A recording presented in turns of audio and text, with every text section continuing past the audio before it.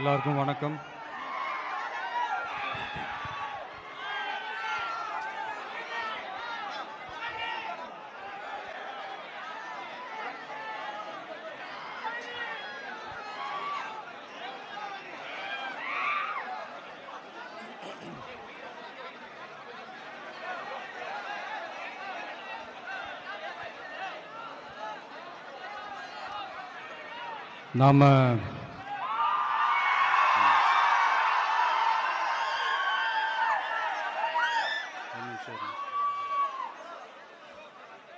நாம அரசியலுக்கு வந்ததிலிருந்தே நம்மளை பற்றி நிறையா சில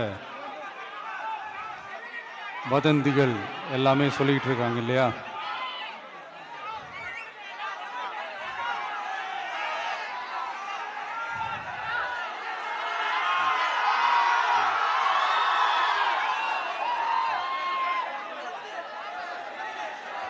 ஒரு சின்ன விஷயம் நான் சொல்லிட்டு போயிடுறேன், கொஞ்சம் சைலண்டாக இருங்க ப்ளீஸ்.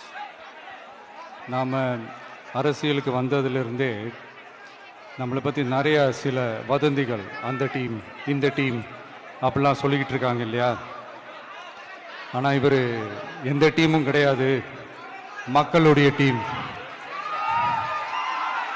பீப்புள்ஸ் டீம் அப்படின்னு எல்லாருக்கும் தெரிஞ்சதுக்கப்புறம் வேற என்ன அவதூறு பரப்பலாம் இவர் மேலே அப்படின்ட்டு ட்ரை பண்ணி எல்லாமே அவங்களுக்கு ஒர்க் அவுட் ஆகலை.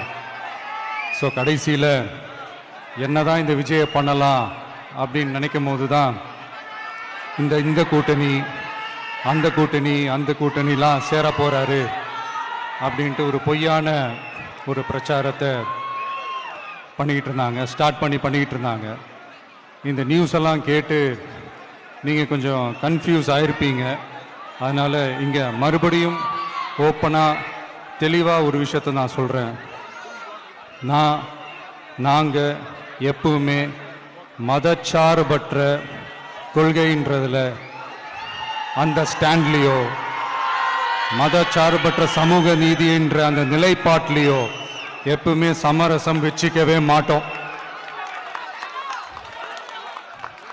நம்மளுடைய தலைமையில தான் ஆட்சி அப்படின்றதுல எப்பவுமே உறுதியாக இருக்கிறோம். நம்மளுடைய முதல் மாநாட்டில் கூட நான் சொன்ன மாதிரி அரசியலில் யாருக்காகவும் எதுக்காகவும் எந்த விதமான ஒரு சமரசமும் நாம் வச்சுக்க போகிறது எல்லாம் அந்த பேச்சுவார்த்தையே கிடையாது. சரிங்களா? அதனால் யார் என்ன அவதூறு பரப்புனாலும் தயவு செஞ்சு அதை நம்பாதீங்க. எல்லாம் வல்ல இறைவனின் அருளால் நாம நினைச்ச டார்கெட்டை நம்மளால நிச்சயமா அடைய முடியும். இன்னைக்கு என்னுடைய இஸ்லாமிய சகோதர சகோதரிகளுக்கு என்னுடைய ரமலான் நல்வாழ்த்துக்கள். கான்ஃபிடென்ட்டா இருங்க, நல்லதே நடக்கும், வெற்றி நிச்சயம்.